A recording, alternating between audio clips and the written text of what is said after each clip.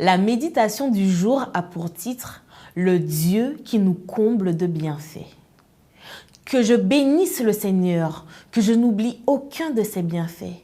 C'est lui qui pardonne toutes tes fautes, qui guérit toutes tes maladies, qui reprend ta vie à la fosse, qui te couronne de fidélité et de compassion, qui rassasie de bien ta vieillesse, qui te fait rajeunir comme l'aigle.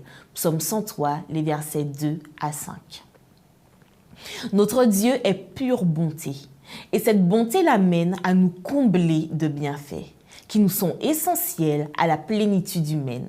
Pardon, santé, sauvetage de la tombe, amour, miséricorde, abondance.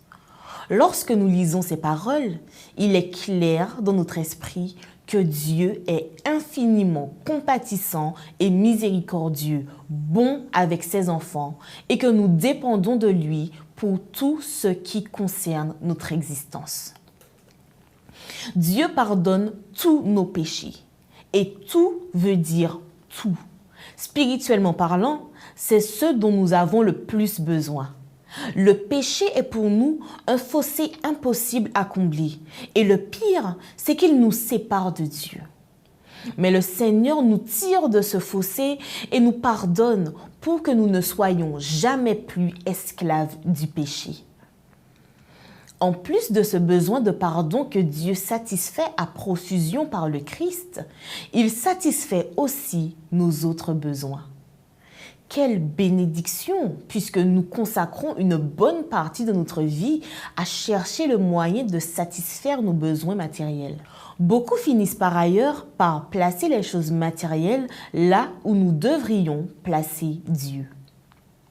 Mais le psaume 103 nous enseigne qu'il serait insensé de le faire parce que si nous cherchons d'abord Dieu, il se chargera de nous donner tout le reste.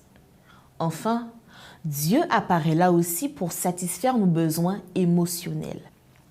L'idée selon laquelle sa bénédiction rajeunie nous parle d'un état paisible et heureux qu'on peut voir sur les traits physiques de celui ou celle qui vit sous l'effet de la bénédiction divine. Quelqu'un a dit un jour que la vie en Christ n'était pas une amélioration ou un rapiéçage de l'ancienne vie, mais un changement complet et radical. Et cela se voit en tous les aspects de notre vie. Étant donc justifiés par la foi, nous avons la paix en Dieu par le Seigneur Jésus-Christ. Romains 5, verset 1er. Et quand nous sommes intérieurement en paix avec nos émotions et que nos sentiments sont calmes et maîtrisés, on le remarque à l'extérieur. J'aime le psaume 103 parce que j'y ai trouvé un portrait du Dieu qui satisfait chacun de mes besoins. Et je suis d'accord avec le psalmiste sur le fait que le moins que nous puissions faire est de le louer et de le remercier. Béni soit son nom.